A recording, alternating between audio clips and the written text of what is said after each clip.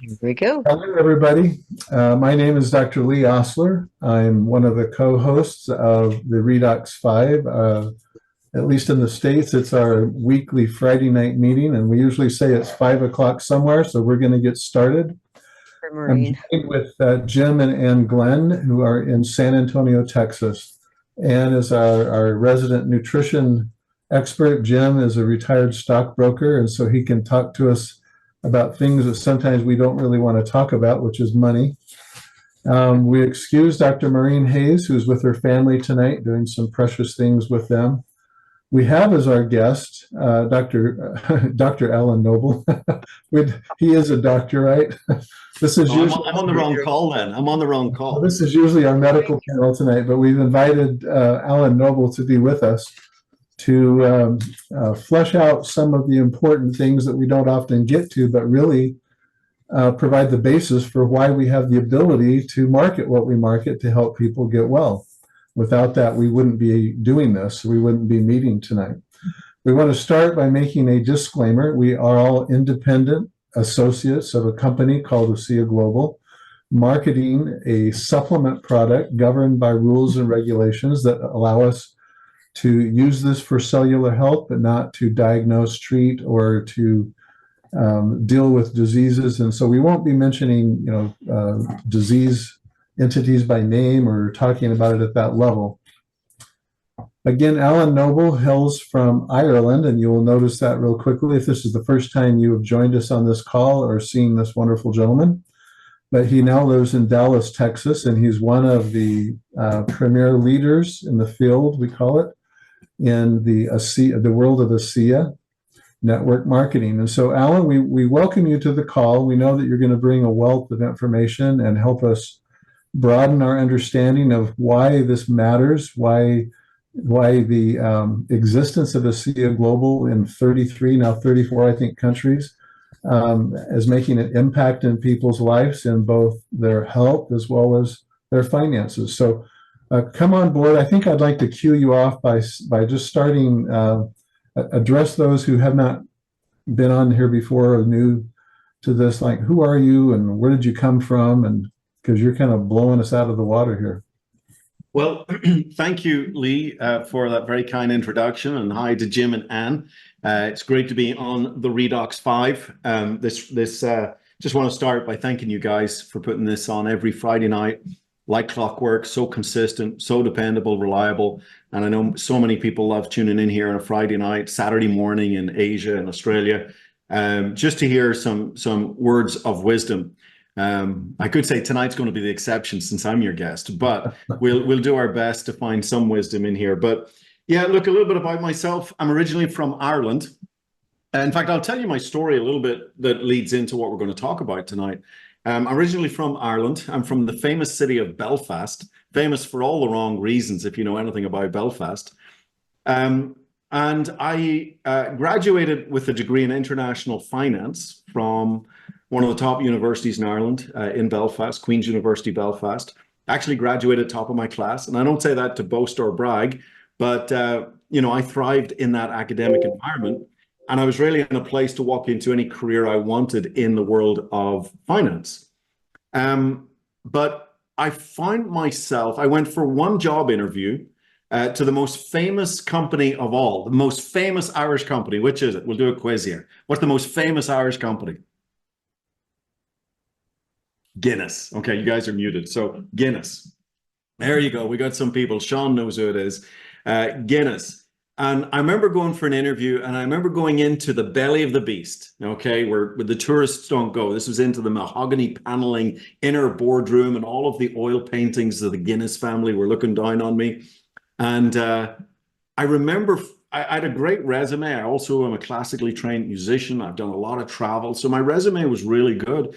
And of course, I had this wonderful degree. And the interviews, this was like the third round of interviews for Guinness. And I'm sitting there and I feel this churning in my stomach, this nauseous feeling in my gut.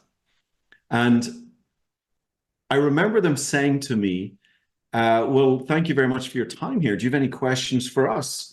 And I'll never forget, this is my first job interview. I remember putting my hands on the table, pushing the chair out, standing up, and walking out of that interview saying, no, I think we're just about done here.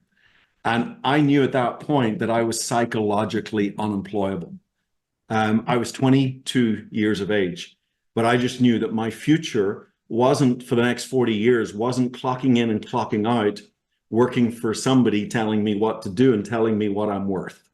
Now, I hadn't figured out the term psychologically unemployable yet, but that was the feeling I had in my gut. And so I put on a backpack.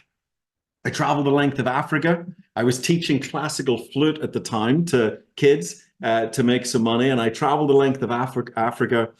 I traveled 17,500 miles, 22 countries, saw and did amazing things, sat with the mountain gorillas in the Virunga Mountains on the Uganda-Congo border. I microlighted over Victoria Falls, climbed Kilimanjaro. Again, saw some really cool things and really great experiences. But I went there to find myself, to figure out, what do I want to do with my life? You know, I don't want to work in a cubicle in a bank. I know that. I don't even want to work for Guinness. I know that. What do I want to do with my life? And I couldn't figure it out. I came back more confused than I left. So I got on the academic treadmill and I started a master's in international finance at my old university. And then something happened. One of those moments in life where the fork in the road. And I was given a book by probably the most successful businessman I knew at the time, who ended up becoming my father-in-law, still is my father-in-law. And he had been approached with a little business that he had no interest in. But he'd been given a book, and he passed this book on through my wife, Tanya, and said, hey, have Alan read this book. It might be something of interest to him.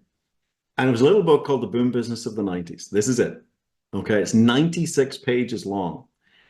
And I remember reading this book, 96 pages long, and I was absolutely blown away. This little book introduced me to the business model of network marketing. And here I am in the middle of a master's in finance in a fantastic university with people so excited about their careers. But this little 96-page book impacted me so deeply that that week I walked in and resigned from my master's in finance. And I said, this is what I want to do. I want to become a network marketing professional. And I realized in this little 96-page book that this book was teaching me principles of wealth creation, how to become wealthy. Whereas my degree in finance and my master's was teaching me how to look after other people's wealth. And so that was the beginning of my journey and my entrance into the network marketing business model through a little 96-page book. So there you go. There's a little background and beginning of the story. That had to be hard. You know, did that challenge your ego? No. No? No, I was so glad to get out of there. I remember walking into the Masters and just that smell of the lecture theater. And again, I had a different feeling in my gut. It wasn't psychologically unemployable. It's like, this isn't what I want to do with my life. And so this little book saved me. These 96 pages, it was, you know, I love the poem, Robert Frost, The Road Less Traveled. I had the courage to take the road less traveled. I had the courage to go to Africa. I had the courage to do other things. You know, courage is an important thing. All you need is one moment of courage, by the way. You need just a second of courage, which allows you to step out of your comfort zone into your miracle zone, where truly life happens. And it's interesting. It's interesting that all through your formal education, you never had an inkling that this was even out there. Oh, not a clue. Not a clue. And what did your mom and dad say, Alan? What did your mom and dad say? I was so fortunate. My dad was always so supportive of me. I think he thought I was a little crazy, but he was always so supportive of me. And for that, I will be always, always grateful. My dad was always supportive of my entrepreneurial journey. What was the gem that was in that book that made you say, oh my gosh, I need to do this? Was it, you know, time freedom, you know, just being able to go after your dream? I mean, what was there any nugget that was stuck out? Because you can't get that book anymore. So no, I already know people are going to ask for the book. So yeah, the book's called The Boom Business of the 90s. You might find it, but it's a little out of date. Really? This was 1993. It was the summer of 93 when I read this book. So It's certainly out of date. It was actually written for the UK. Oh, But I'm actually in the process of creating a video that takes some of the concepts in this book and some other concepts that are much more up to date. And we'll be launching that business model video here in the next couple of weeks, because I really am passionate about the industry of network marketing. I think it's very much misunderstood. I think some people understand it. People that are successful in the business model understand it, but I think a lot of people misunderstand it. And so there's room here maybe on this call that we can address some of these misunderstandings. yeah. Well, the initial thing was that you had a friend, your future father-in-law, reach out to you and share something with you. That's kind of the beginning of how this whole thing works. It's people caring for others, and he came across something he really thought you would have an interest in. So he cared about you. Either that or he's trying to get rid of you. I don't know. Could have been either. Well, I think Yeah. at the time I'd come back from Africa and I was waiting for my master's to start, and he gave me this book. So the company I was associated with was selling water filters. That was the company that this kind of was connected to. And at that time, that was kind of a cutting edge idea. Everybody was poo-pooing water filters. There's nothing wrong with your tap water. Today, I don't know anybody that drinks tap water. So that was a technology back, 30 years that was ahead of its time. Today, everybody's drinking filtered water or bottled water. And so he was really more thinking, well, Alan can make some money selling water filters. He was so busy doing what he was doing, he wasn't looking for another business. But I didn't read the book. I'm not a big reader. Thank goodness for Audible. I'm not a big reader. And so the book actually sat there, and he kept saying, hey, has Alan read that book? Has Alan read that book? And so Tanya, my girlfriend at the time, finally pleads and says, please just read that book so that I can tell my dad you've read it. Just out of respect for my girlfriend's father, I then read the book. And it was the only book I've ever read from cover to cover in one sitting. Only book I've ever read. I could not put it down.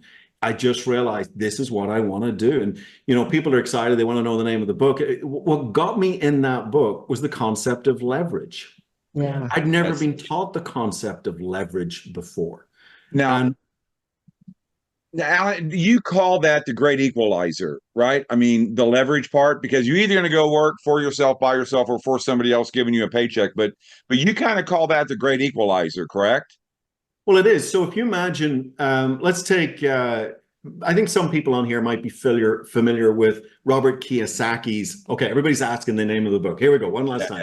And the author is Francis Hitchings. The Boom Business of the 90s here, and it's written by Francis Hitchings. It is very out of date. There you go. Okay, but that was my little book that changed my life. Okay, so there's another book written here, Robert Kiyosaki. I got these two books with me for this call. Robert Kiyosaki, The Business School for People Who Like Helping People, and this is a book on network marketing. And in this book, Robert Kiyosaki, for those that are familiar with him, he wrote the book Rich Dad Poor Dad, and he developed this idea, if I can show it here, of the cash flow quadrants.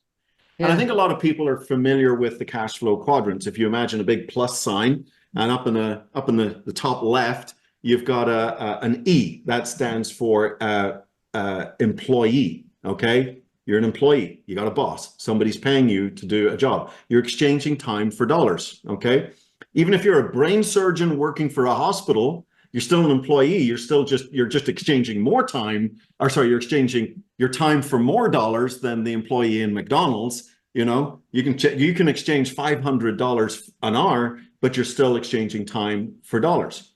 And so below that, on the bottom left, you've got S. That's self-employed. But most self-employed businesses are like one-man shows. I used to own a web development company, and I was a one-man wrecking crew.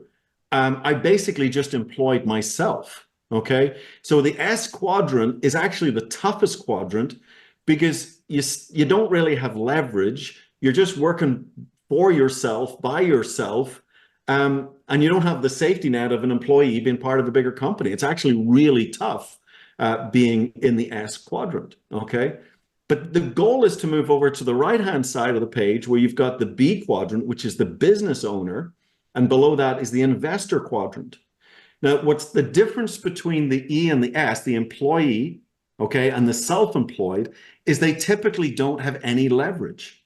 They're literally exchanging their time for dollars. Okay.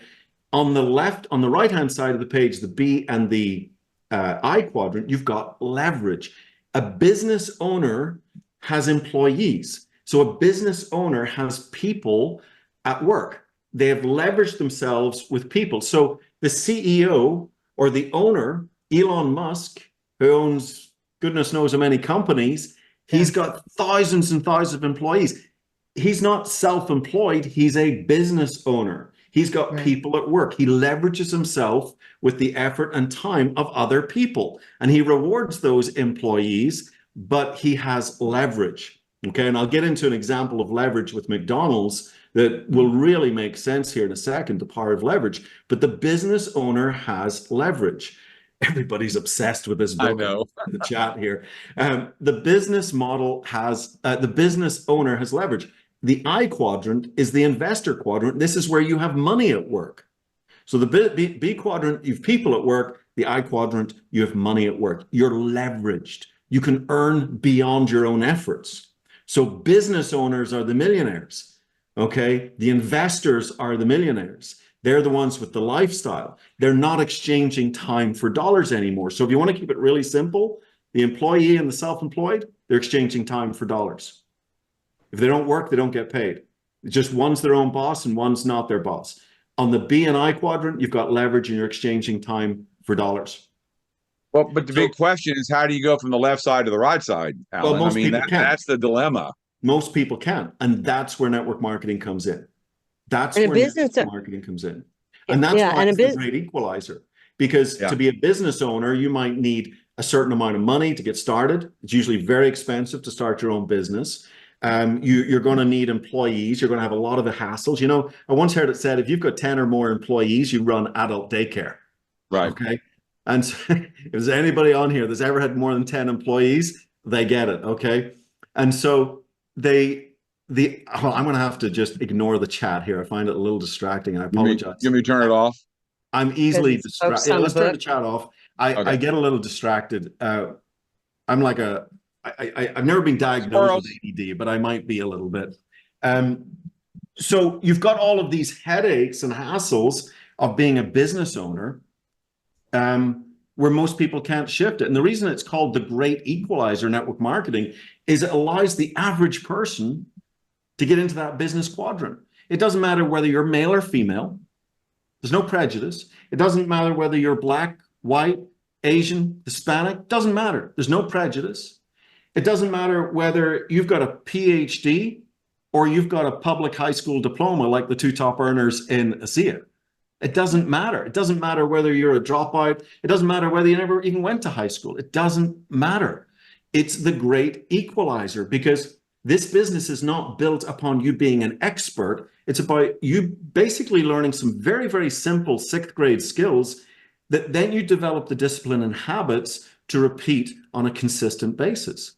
And so the business isn't built on brain power. It's built on a dream, to be quite honest. My buddy Alan Fitzgerald's on here. He understands what I'm talking about. It's built on a dream. It's built on you wanting something more. There's no ceiling in this business. And so one of the challenges people have with it, in fact, is they've forgotten how to dream. They're so conditioned to a paycheck that they forget that when you open up a place of unlimited potential, like, who do I want to be? What do I want to have? What do I want to do with my life? And time and money are no object. Most people haven't even thought about that question. But that becomes a very real question when you enter the network marketing space, where you now enter the B quadrant, the business owner quadrant, but without any of the hassles, without any of the headaches of traditional business. That is the magic of this business model. It allows you to be the CEO of your own massive organization, but without the headaches and hassles that the average CEO has. So going back to your story, did you start to lose the ability to dream? Were you starting to get frustrated? No, I've always been a little different.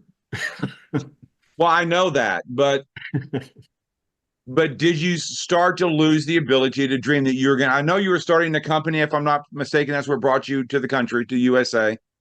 You were starting your own company, and you were working like crazy. Last one to get paid, one of the owners. And how did that work out? I mean, you tried. Well, I think so. To me, there's a push and a pull in life. And when I talk about the dream is the pull. The dream is like, what do you want? What do you truly want to achieve? Like, travel is a great place to start. We live in a global village. There's so much opportunity to go see the world. I think I'm at 65 countries now in the world that I've seen, and I'm just getting started. I mean, this is a beautiful blue marble that we're living on. And to not have an opportunity to go and have adventures in this beautiful world is crazy. So, I mean, to me, that's even just the beginning place to kickstart the dream. Where do you want to go? Where do you want to see? Have you been to Ireland? When people find out I'm from Ireland, they go, oh, my great-grandmother comes from Ireland and my last name's O'Shaughnessy. And, I'd love to go to Ireland someday. It's on our bucket list. And these are 70-year-olds I'm talking to. Oh, it's on our bucket list. And I go, why have you never gone? And it's always time or money. Yeah. It's always time or money, because the traditional employee, self-employed mechanism has you locked in exchanging time for dollars. And it's so hard to escape. But network marketing allows you to escape it. One of the beautiful features of the network marketing business model is you can work it part-time. You can weave it into the busiest of schedules. So for me, well, I was going to just say, so there is this pull. If you imagine your dream is like what pulls you towards it, you're being pulled towards that dream. It's something that you want, okay? And certainly the more emotionally attached you can get to that dream, the more likely you're going to be pulled towards it. But what I've actually discovered is the push can very often be the biggest motivator of all. And what I mean by the push, and I know you and Jim and Ann, you can relate to this. The push is when you're literally clinging on to the edge of the cliff with your toes. Mm-hmm. Oh, yeah. Like, one more step back and you're falling off the cliff. You're financially embarrassed. You're about to lose your home. You're about to, whatever it is to you, okay? Everybody's story is different. And you're literally clinging on to the edge of the cliff with your toes. And I find myself to be in a place like that in 2008, 2009.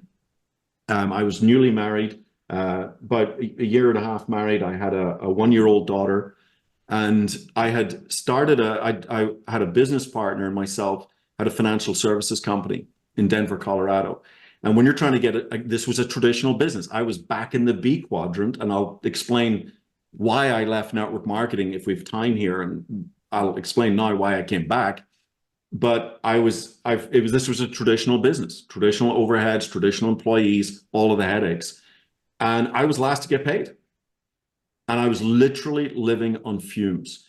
I was financially embarrassed. I brought my wife out from Ireland to live the American dream with me. She had a very successful 15 years as an elementary school teacher. My wife, Tanya, is a very, very gifted teacher, particularly with young children.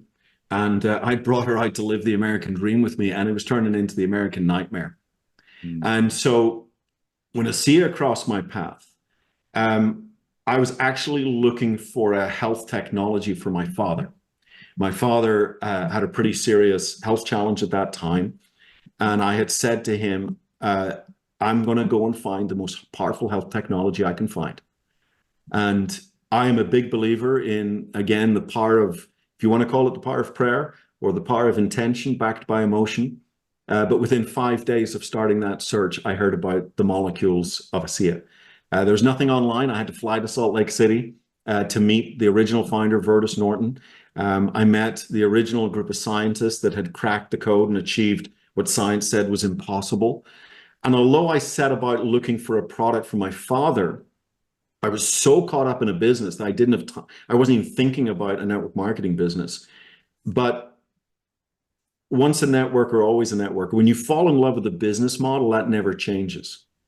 And when I met Vertus and I realized his mission of saying no to the pharmaceutical industry and yes to a handful of people, I realized, well, let me kind of tell you why I'd left the network marketing industry so we can kind of, the story makes sense. I loved the business model, but I came to a place around 2000, 2001, 2002, around then, I came to a place where I realized I didn't like all the companies in the business model. And I think this is another mistake that people make. They confuse the business model itself, the mathematics of the business model, with the personalities and some of the gangsters in the business model. You know, every profession has good and bad. Correct me if I'm, Lee, my dad was a dentist. So, you know, you and my dad are great dentists, but there's bad dentists out there as well. There's a few of them out there. Okay. I bet you've met a few. There's good doctors, bad doctors. You know, I even heard a rumor there's good lawyers and bad lawyers. You know, who knows? There's bad politicians and, no, we'll leave it there. So yeah, we'll leave that one alone. There's, you know, there's good and bad in every industry. There's good teachers, bad teachers. And so I had enough sense to realize my bad experiences with some companies, they were mismanaged. They went on a business. They didn't keep their promises. They overhyped their product. They changed formulas, all of these things that can happen in a business. I didn't walk away. I always loved the business model. That never changed. It makes way too much logical sense to me. I never disowned the business model, but I find it increasingly difficult to find my home in the business model. And there's a big difference, you know, and sometimes I think one of the errors people make is they say, oh, well, I tried that and it didn't work for me. And my answer is, well, did you marry the first girl you kissed? Now, maybe you did, okay, but most don't. And sometimes you got to kiss a few frogs to find your princess. I hope nobody's offended by the analogy, but you know what I mean. And so I realized that, you know, I was going to have to just kind of sit out until I could find the right company. And so although I wasn't looking for a company, when my dad's challenge came around, I was just looking for a product. But the two check boxes that I realized for me to step back full time into the network marketing industry, I had to find an exceptional, unique product. I wanted a story that had never been told before. You know, this was the decade of the juices. I don't know if anybody remembers acai juice, goji juice, noni juice, mangosteen juice. There were 82 direct sales companies with exotic juices in the United States alone. And it was like a circus. It's like, my juice can beat up your juice. My daddy can beat up your daddy. And I don't want to be part of this circus anymore. So the first thing that I said in choosing, in saying, look, I'll get back into this industry is, number one, I got to find an exceptional, unique product. I have to find a story that has never been told before. I want to find that solo voice that's rising above the crowded choir. And if I can't find it, I'm not doing it. I'm not going to put up with mediocrity anymore. And the second thing I had to find was a company I could trust. That when I lay my head on the pillow, I knew my business was safe. And for 8 years, I left the network marketing industry because I couldn't check those two boxes. As common sense as it sounds, it was very difficult for me to check those two boxes. And then looking to this solution for my dad, I find ASEA.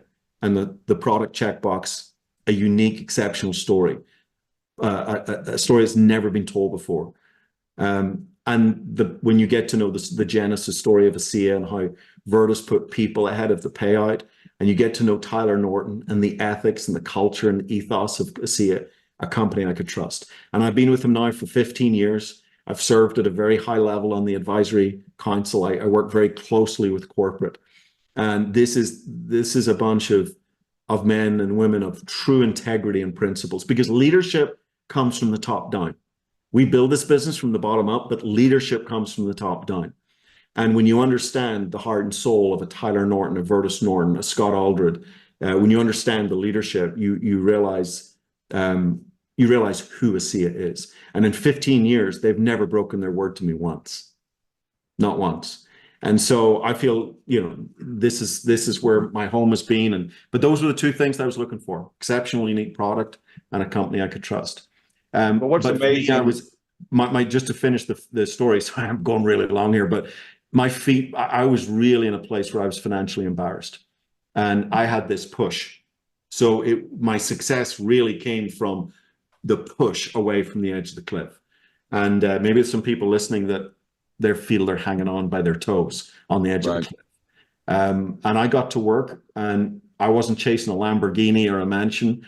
I was just trying to push away from the edge of the cliff. But within 10 months, I was able to change my life financially with this business. But I worked hard. I don't want to pretend I didn't. I worked hard. I had to weave it into a very, very busy schedule. I was working anywhere from 12 to 16 hours a day, putting the financial services company together. I couldn't just walk away from my business partner. And so for the first 4 months, I had to really weave my ACA business into the cracks of the day. And you can do that here. You can work really smart. It's not even a home-based business anymore. It's now a phone-based business. So it's so simple. I don't care how busy you are. My first year in this business can take every excuse away from everybody. Yeah. Because I got a laundry list of the reasons why I shouldn't have succeeded. But you can have every reason not to do this business. All you got to do is find the one reason to do it. And that can either be the push away from the cliff, or it can be the dream that's pulling you, that you're emotionally connected to. But you got to find that one good reason. We all have hundreds of reasons why it won't work, why we can't do it. That's not important. Find the one good reason that it has to work. Hey, Alan, I'd like to chip in with an observation. There were some comments earlier in the chat talking about how hard this was to do. It's not easy. And as I read that, I thought, well, it took me, 11 years after high school to get to where I'm at. I was heavily financed, and then I was heavily financed again, as you kind of reviewed, in order just to start a business. I figure in 11 years' time, somebody should be able to figure a different skill set out, because I had zero skills for dentistry when I started, right? Those are things you develop along the way. Yeah. But you're both finance guys. Jim, you and Alan are both finance background. And I've always been captivated. You talk about that little book. There was Jerry talked to me one time about a fascinating book, and I'd read something about it earlier, and I actually put that information in the book that I wrote on why it matters. And that has to do with the asset equivalency thing. And my point is, I've spent how many years, Jim can address this more than anybody because he's done it. We spend how many years either working with people or trying to accumulate an asset, a nest egg somewhere that can spin off, support for the rest of our life. And here, we smarty pants can come along and in a short period of time, we can create an asset equivalency. Could you address what that really means? Like 30 years, you're working to put a pension together, and it can spit off $5,000 a month or $10,000 a month or whatever, right? Based on interest and growth. But here we are with this phone-based business, as you put it, able to do the same thing, and in terms of a cash flow. Could you please address that? Yeah. So I don't have the numbers in front of me. Jim, help me out here a little bit. But I'd like to get in a little bit later. Remind me just to talk about a leverage example in McDonald's. But I always say that network marketing allows the average person access to 3 very powerful forms of income. There's leveraged income, earning beyond yourself. There's residual income, earning over and over and over again. And then there's global income, where you can literally build a business around the world that never sleeps, a 24/7 income. Okay. So what we're focusing on here really is the residual aspect of this income. And, I am a big fan of chiropractors, a great chiropractor here in Dallas. And he had to get his hip replaced. And while he was out for 7 weeks. And guess how much money he made while he was out for 7 weeks? I can tell you. $0. But did his expenses stop? Nope. His rent was still there. His insurance was still there. All of his, other things that go into his costs were still there. And so I often say, we have residual bills. Why not at least have residual income that matches the residual bills? I mean, to me, that's the starting place. If you do nothing, you just sit in a chair for a month. You do nothing. What bills come in? What bills keep coming in? That's your residual bills. To me, it makes sense to at least match that with a residual income. Okay, at least let them take care of each other. The beautiful thing about us is not only because we are paid on product consumed, And if that's a good product, then people they get results, they like it, they reorder it. And so we're paid on product consumed and product reordered and product consumed and product reordered. I've been paid many, many times, every single month for 15 years. I remember talking to a lady back in May 2009, June 2009, July 2009, had great results with the product. They've ordered the product every single month. What's 15 years times 12? I haven't done the math. Someone could do that, but that's how many times I've been paid. So I do the work once, but keep getting paid. And so this introduces this concept of residual income. So Jim, remind me of the numbers. If you want to make, if you want to make, say, an average return, 5% interest. I own rental properties here in Dallas. I'm lucky between huge property taxes and insurance and everything else. You're lucky to squeeze 5% return out of a property. Okay. Or if you're looking for a CD, maybe 3, 4, 5, 6% return on a CD. So, if you're looking at that standard 5% return, how much do you need, in asset value to make that $5,000 a month? You got the number, Jim? Not to mention the headaches that go with it. If you had $1 million at 6%, that's 60,000 a year or 5,000 a month. So which is easier? Is it to build a $5,000 a month in network marketing, or go save an extra $1 million and find that 5-6% safe interest? But residual income even goes beyond the asset value, because, and by the way, we do have a willable, sellable asset. I could sell my business. I could find someone out there in the network market that wants to buy a very mature, very successful business. I have a willable asset. Okay. Now, an asset is typically, and this is really ballpark, but valued at what, 3 to 5 times the annual income, just as an approximate guide. Okay. So if you're making $1 million a year, well, let's bring it down. You're making 100,000 a year, and you've got an asset. It could be worth 300,000, 500,000 to actually sell it. Okay. Just as a rule of thumb.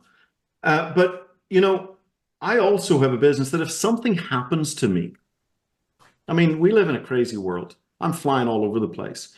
You ever been out there driving recently and everybody's texting on their phones? Okay. Yeah.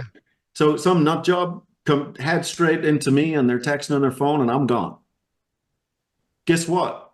My business, the income keeps coming in for my wife and my kids. I'm not worried about that, because my income stream, I don't have to show up to keep earning. And even if something happened to my wife and myself, the asset is transferred to my children, and they now receive the income that keeps coming in. And I'll never forget Tyler Norton, and this is a really important point when it comes to choosing a company. The single most important thing in choosing a company are the people behind the company. It's not the product, because you can have the best product in the world, but idiots running the company. And it'll go out of business. And I'll never forget Tyler Norton saying to me, he says, Alan, I will not consider this business a success until your children are getting an income from ASEA. In other words, Tanya and I are dead and gone. And hopefully that's at least a few decades ahead of us. But that's true legacy income. Now, a lot of the industry and a lot of people don't think in terms of legacy. They think in terms of what can we do right now? What about this year, next year, maybe a 2-year game plan, maybe, if they're a big thinker, a 5-year game plan. But to start thinking legacy, start thinking in decades.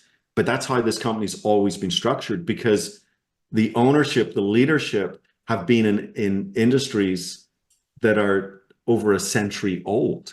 They don't think in terms of 1 or 2 years. So legacy thinking is really, really important thing to look for in company ownership and company philosophy.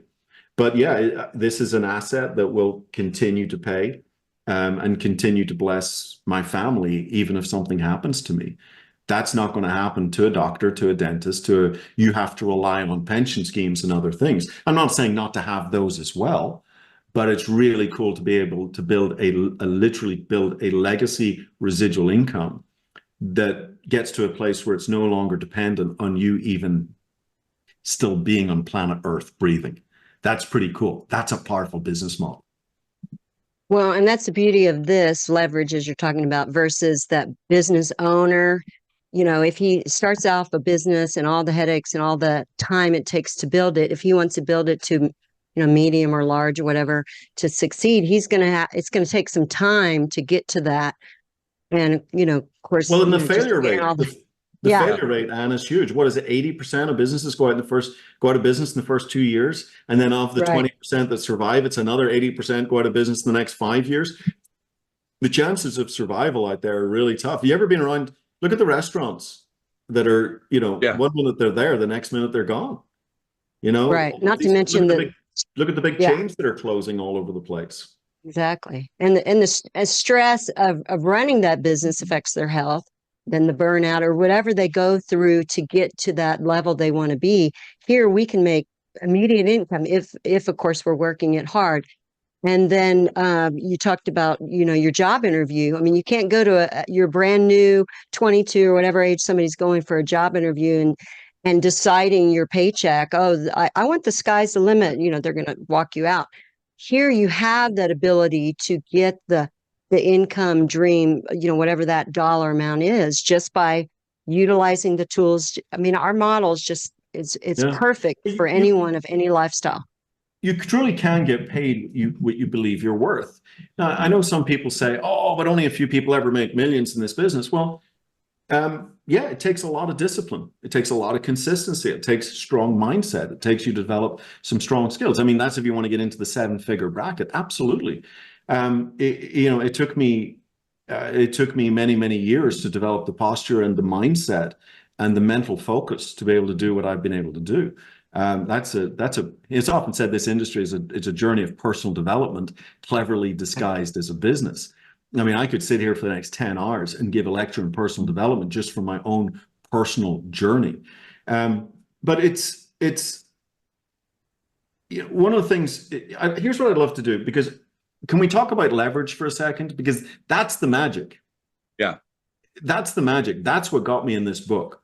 It was this concept of leverage that was never taught to me in finance. I didn't stick with my master's for long. I'm sure they would have got to it sooner or later. But it's this idea of leverage. And I love using McDonald's as an example.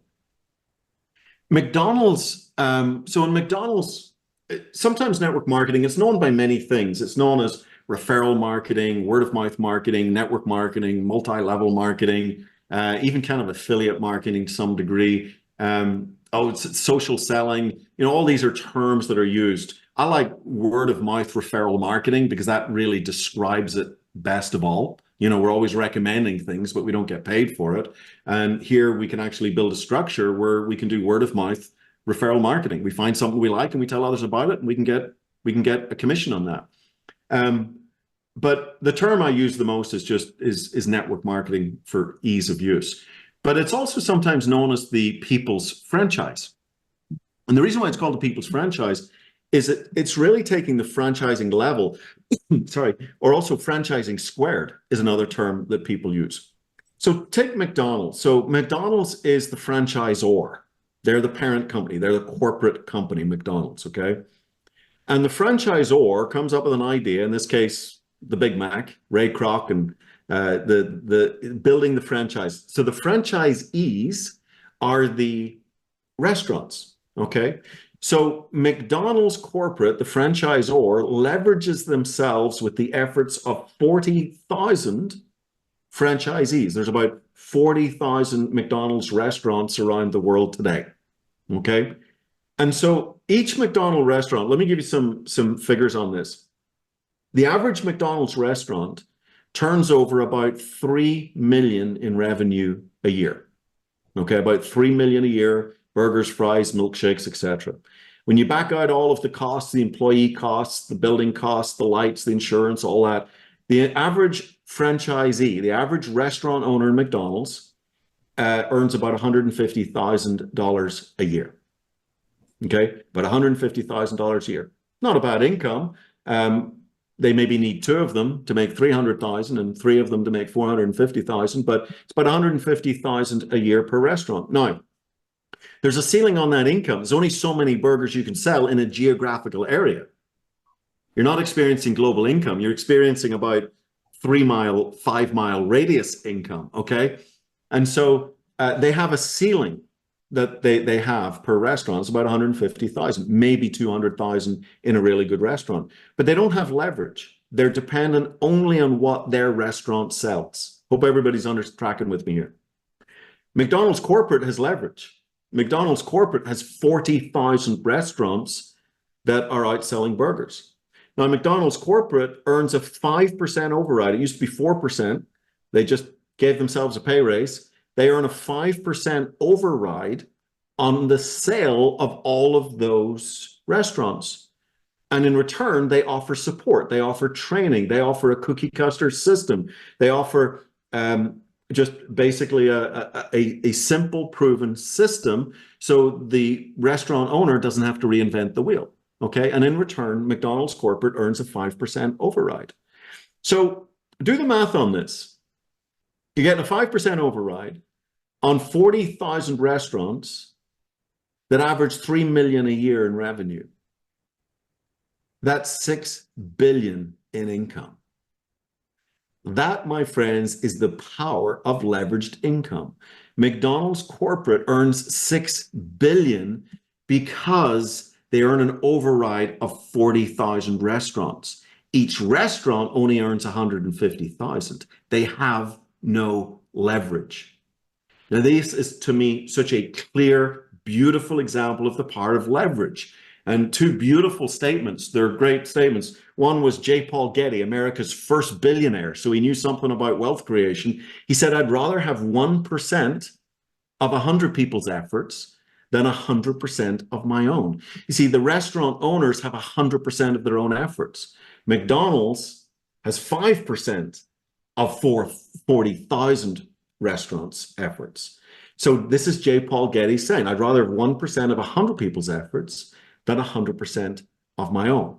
Robert Kiyosaki, who wrote this book, and The Rich Dad, Poor Dad, the quadrants that we've already talked about, he said the richest people in the world build networks while everyone else just looks for work. The richest people in the world build networks, distribution networks, while everyone else just looks for work. So now look at the similarities between franchising and network marketing. So in franchising, what McDonald's corporate did is they built a distribution network of 40,000 bricks and mortar restaurants through which their products flow. Big Macs, milkshakes, those little apple pies that burn your mouth. Okay. So I've been told. Of course, I wouldn't eat there, you know. So I've been told. So McDonald's corporate built a distribution network. That's all it is. It's a distribution network through which their product flows. In network marketing, we build a distribution network through which our product flows, but we don't build a distribution network of bricks and mortar buildings. We build a distribution network of work-at-home entrepreneurs, self-employed entrepreneurs. We build a distribution network of like-minded, self-motivated, self-responsible people. And here's the really cool thing. This is why it's called franchising squared, because each one of those individuals can also build their own distribution network.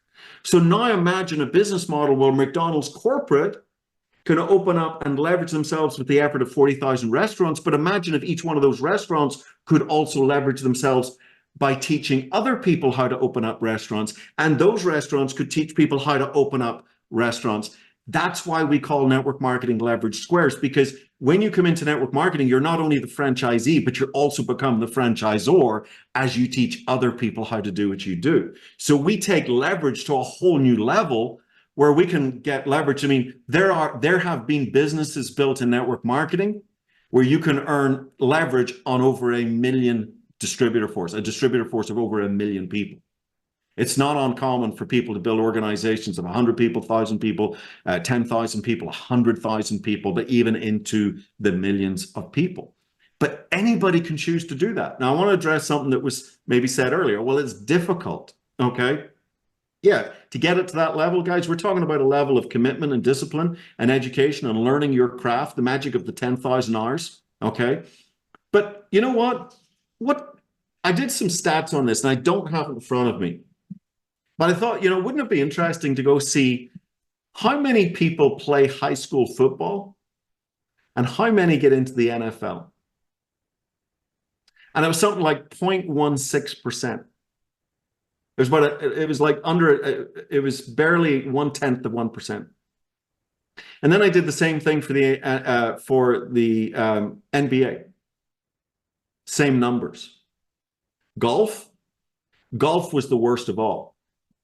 For those like who have golf scholarships and that are really good at golf and their ability to get on the PGA Tour, it was like 0.01% or something. And so, guys, the numbers aren't any different, but the difference is you need like, am I going to succeed in the NBA? I'm only 5'11", and I'm no good at shooting hoops. Am I going to succeed in the NFL? I don't think so. I get crushed. Golf, I'll put my back out, you know? And so here's the thing about network marketing. It's like, yeah, the view at the top, it's never crowded at the top. It's only ever crowded at the bottom. But the beautiful thing about network marketing is you decide whether you're going to the top or not. Because it is the great equalizer. It doesn't depend on your age. It doesn't depend on male or female. It doesn't depend on race. It doesn't depend on athletic ability. It doesn't depend on your gene pool. Now you may say, well, maybe it depends on your personality. Guys, I am an introvert. Now you're going to say, there's no way you're an introvert. I am an introvert. I used to be a very, very shy person. I would be voted, when I was 20-something years of age, I would have been voted the least likely person to succeed in network marketing. I was a very shy person. I was kind of a mommy's boy. I was the baby in the family. I hid behind my mom's skirt, you know? I mean, I remember, I'll tell you a quick story. Never told a story before. I was in, we call it primary one, P1. It's elementary one, you know, first year in school, first grade. And I remember I wasn't able to go to school. And I said, but I have to go to school to say, good morning, Miss Burnside. You know, I have to say, good morning, Miss Burnside to the teacher. And my mom told Miss Burnside, my first teacher, this, and she just laughed. He said, this kid never says a word. I mean, I was so quiet. I was so shy. And this was really all through my teenage years as well, even into my early 20s. So I'm not supposed to succeed in this business. I'm too shy for this business. I'm too much of an introvert for this business. But guys, if you want something badly enough, you can change. And you can learn to develop communication skills. I remember the very first presentation, I stood in front of a room. I shook like a leaf. The sweat was dripping off me. I was probably 24 at the time, and I was absolutely shaking. Now I can talk in front of thousands of people, and it doesn't faze me. I don't get nervous. Because that transformation didn't happen overnight. That was a decision for me to evolve as an entrepreneur, for me to develop skill sets that were useful for me to achieve the dream that I wanted to achieve. So, you know, this idea, we got to take self-responsibility. Network marketing is not a business for victims. Network marketing is a business for people who want to raise themselves above the line and become the victor of their own life. But they're willing to change. You're not a tree. You can move. You can change, you know? So anyway, I'm off in one of my soapboxes here. I apologize. You know, I'd like to just maybe throw 2 cents here. As I'm listening to this, because normally we interview and have a panel discussion with health professionals. That's kind of our... You normally interview the smart people. No, we just, you know, it's validating. We're validating what's going on out there. But if it were not for this company, if it were not for the top leaders and their vision, if it were not for people like you, leaders in the field, if it were not for the opportunity for people to start a business with Mr. Robinson would say 0 because of the tax benefits. But even if you just say for $40 or, you know, whatever, if it were not possible for people to begin a business with literally no investment of money, it's just their time and their effort. If it weren't for that, then all of the wonderful health, science, redox signaling, biochemistry, cell biology, NRF2, glutathione, all the things that we typically talk about, it would kind of be for naught. Yeah. And there would be hundreds of thousands, if not eventually millions, hundreds of millions of people that would not even approach the degree of health that they could otherwise be if it were not for this distribution network business. And I so appreciate you spelling that out and kind of grounding us, in the realities of that. And again, I love because everybody relates to this with their own hardness. It's like choose your hard, right? Yeah. Choose your hard. Absolutely. Yeah, choose your hard, because it seems to me it would take a very long time to put $1 million. You made the point to have an extra $1 million. Now that's not an extra million. If you're going to get an extra million net, it's going to have to jump through some hoops to get there. You're going to have to produce, $1.5 million or 2 million just to clear the million. Yeah. To get there. And so it's just such an astounding, that was the one aspect of the business model, that business model of the 90s concept that really hooked me. It's like, I can hang around this for a while. And even if it's hard and I have to overcome and move my own tree, as you say, well, we can get there. But I love it. I love what you're saying. Choose your heart. I love that. Choose your heart. Nobody said it's going to be a breeze or a walk in the park, but hey, welcome to life. And I'll tell you right now is the time, people should be looking more than ever for a plan B. I mean, I just put $100 of gas in my car for the first time ever in the United States. Now, I've done it a few times in Europe where things are much, much more expensive out there, but I've never gone into triple digits in the United States. I mean, I'm not like driving a 10-liter truck or something, look, things are getting expensive. People are getting squeezed. And there's never been a better time to look at an opportunity where you can earn. I mean, let's forget about the $1 million and the 100,000 a year and everything else. Look, an extra $500 a month can change a family's life. I read once that the average home goes into foreclosure because a family's $500 a month short every month. Now it might be a little higher now. Maybe it's $600, $700, $800, maybe $1,000. But they're short every single month, and that then just becomes the straw that breaks the camel's back. One of our great leaders, Debbie Wetzler, this business, she was able to make enough to save her home as a single mom and keep a roof over herself and her daughter's head. It wasn't about becoming a millionaire back then. Now she's a member of our $1 Million Earners Club, but back then it was about just making that payment to keep the roof over the head. This, it really is the most astonishing business model, and the time has never been better for this business model. I mean, I get very passionate about it. I'd love to, maybe we're at the top of the hour, so I guess we got to close this down. I'm just getting warmed up, but I guess we got to close it down a little. But I was doing a meeting. I want to share this with you. I was doing a meeting with up in it was Boulder, Colorado, up near Colorado University. And I was doing a presentation up there. And at the end of it, and my presentations were kind of, first half, I'd talk about the product, the breakthrough, the lives changed. The second half, I'd talk about the business model and the income potential. And I remember this naturopath coming up to me and saying, "Oh, that was an interesting presentation, but I think you're just all about the money." And I said to him, "That's interesting. Let me ask you, how many people's lives do you think you could impact with this technology? If you choose to take this technology into your naturopath business, how many lives do you think you could impact?" And he says, probably, 100, maybe 200 people. I said, that would be amazing. That would be 100, 200 people's lives changed for the good. This technology can have a profound impact. We know it impacts every system, every organ, every function of the body. That would do a lot of good. I said, but because I built a team, because I built a distribution network, because I leveraged myself, I have changed tens of thousands of people's lives around the world. And back then I didn't have realredoxresults.com, but that's just that's not even a scratch on a scratch on a scratch of what has happened because of building that distribution network. There's stories on there and there's stories out there that I will never hear. Or maybe I'll hear one day and I trace it back and go, gosh, I spoke to someone who spoke to someone who spoke to someone, spoke to someone, spoke to someone. Mm-hmm. I remember I was in Australia. I was in Perth. No, it wasn't Perth, it was Melbourne.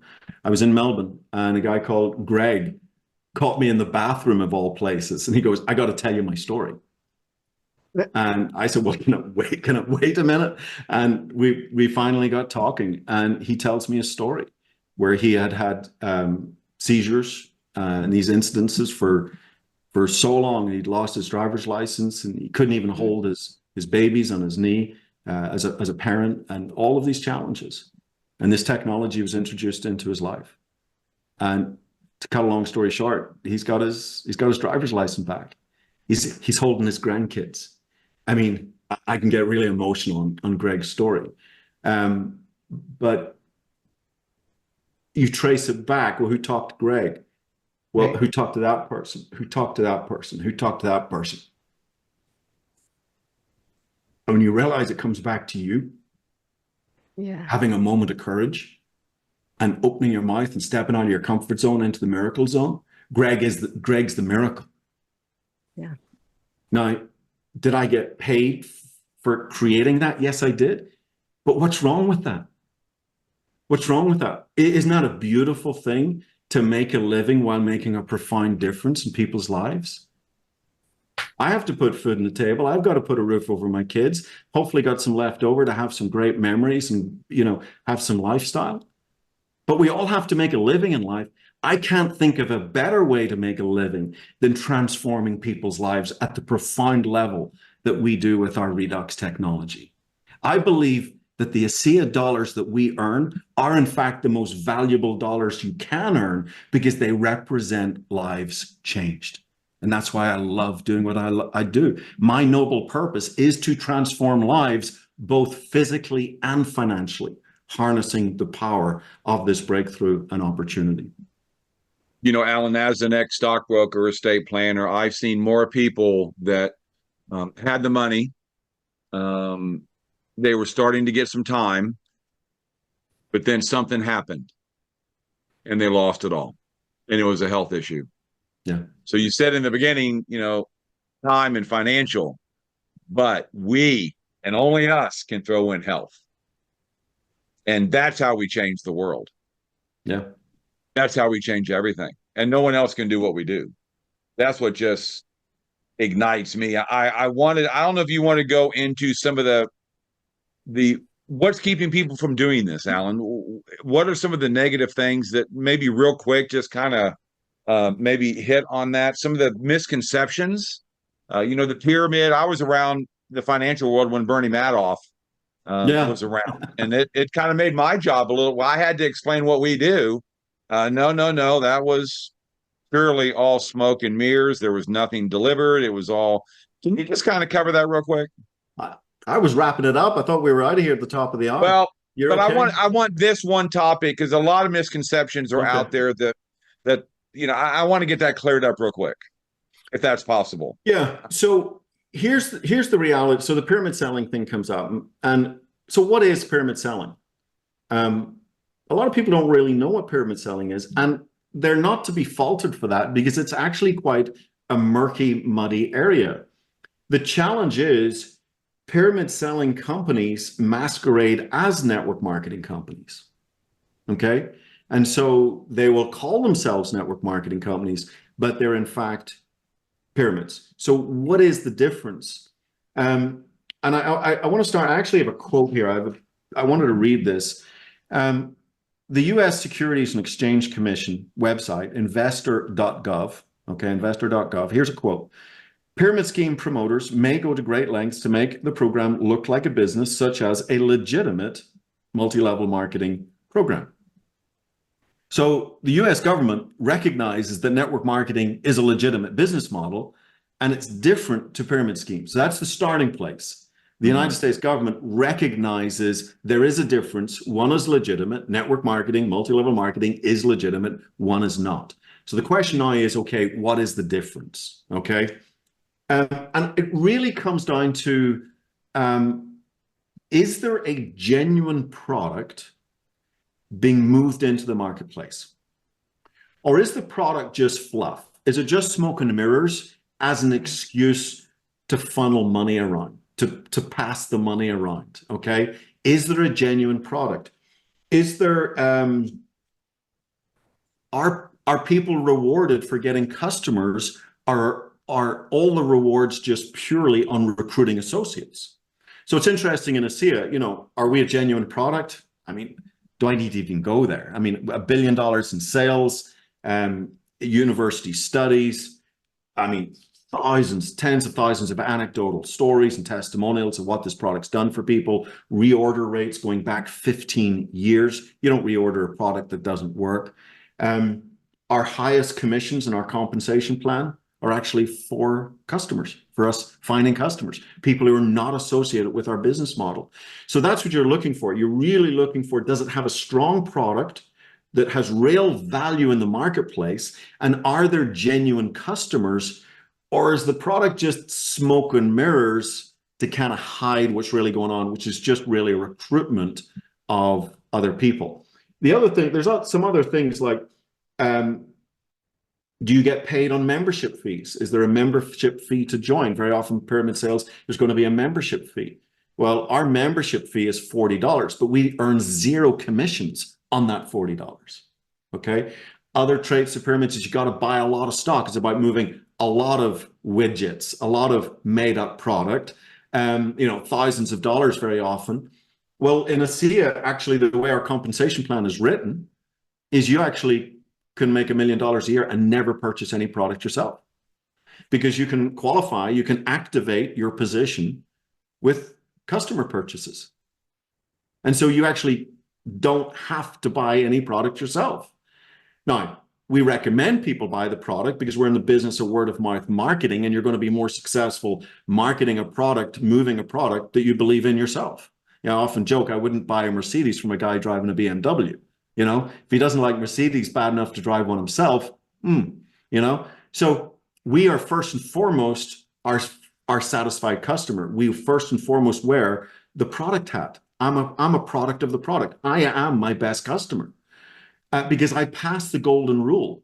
Would I use this product or service, in our case, a product, would I use this product if there was no opportunity attached? And if you follow that golden rule, you'll pretty much stay away from the wolves in sheep's clothing. You'll stay away from the scammy pyramid schemes. Because really it comes down to, does it have a legitimate product with legitimate end users, genuine customers? And the golden rule is, would I use this product if there was no opportunity attached? Would I take ASEA if there was no business opportunity attached? Well, of course I would. It's the alpha product. It's the single most important health supplement on the market today. I was investing in my health since I was 23 years of age. My wife would continue to take these products, absolutely loved it. My wife had a 24-hour experience with this technology. Discomfort in her body, literally gone in 24 hours with this technology, where nothing else worked. You would have to pry the blue bottle from my wife's hands. Okay. So even if we weren't in the business, we would be satisfied customers of this product. And that's really what you want to do. If this product doesn't appeal to you, if it doesn't fire you up, then it's probably not the right opportunity for you. If you don't like Mercedes, go drive BMW. You know, if this product doesn't do it for you, if it doesn't pass the litmus test that you want to be a product of the product, that's the first test before you even get into the business. So, you know, those are some of the guidelines. You get into other things like money back guarantees and things like that, but it really comes down to just some common sense. Is it a genuine product with genuine end users? And we, of course, fly through that with flying colors. I mean, we've got the most powerful health technology the world's ever seen. Wow. Amazing. Yeah. Thank you so much, Alan. This was awesome. Sorry, we had to turn the chat off. I apologize. You can turn it back on again. I was on some rants there, so maybe it was as well with the chat turned off.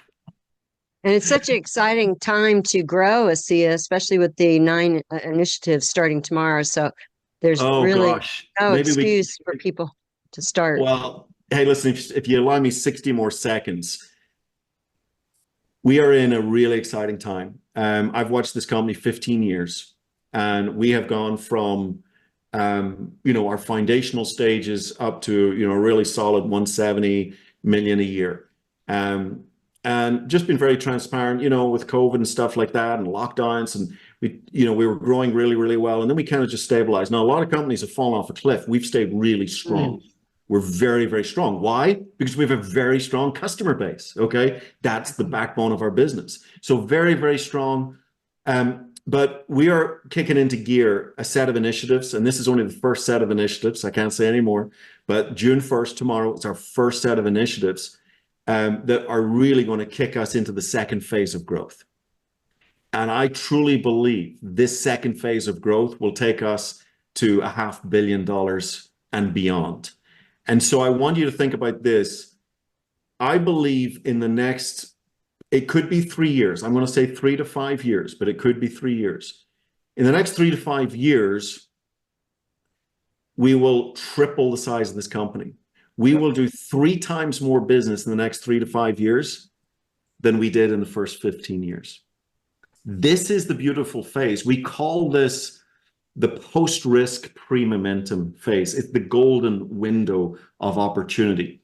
And this is really a sweet spot where you've got this beautiful foundation of lives changed. We've already got success stories in the business. We've so many anecdotal studies. We've now got amazing science that you guys talk about on this call. Our product's not on trial anymore. Universities are reaching out to us. There's a level of maturity now with our business. There's a level of respect with our product. But now it's time to grow. And truly tomorrow, June 1st, it's very timely, this call, because tomorrow really starts to see a 2.0. And I would just say to any of our folks on the call here that are C associates, I know we got some guests, but guys, this is the time to knuckle down. Start dreaming again. Start thinking about what's possible for your life, because we're about to enter a very, very exciting phase of growth. And what you're seeing tomorrow is just the beginning. And so I'm fired up. I'm more excited today than I ever have been in my 15-year career. And we will go on and we will change, ultimately, we will change millions of people's lives with this technology. And people can choose to step up and change their lives financially as well by being a force for good in the world. That's our mission statement. So thanks for having me on the call, guys. Appreciate it. I just dropped the microphone. So Alan, thank you. I was going to say something in the beginning when you're talking about that Irish company. I thought maybe you're talking about Irish Spring or something like that. I don't know. I guess that wasn't it. So anyway, Alan, thank you. As next week, actually, Alan, myself, and Maureen will be actually in Dallas, in Carrollton, at a meeting. So Dr. Osler is going to have the helm with Hunter Dean. Wow. Because there is an announcement going to be announced tomorrow. Sorry, we can't say, but there will be a summary of the NRF2 and the glutathione study that Lee Osler and a few others, again, along with Hunter, will be going over. This recording will be available on redoxmatters.com in about an hour. Alan Nobel, thank you. You're the best. So much. We love and adore you, buddy. Thanks. I appreciate all of you. Thanks for all you do. Have a great evening, everybody. Thank you, everybody. Have a great weekend. God bless. Thanks, Lee. See you Thanks, next Ann. week. Thanks, Joe. Bye. Thanks, everyone.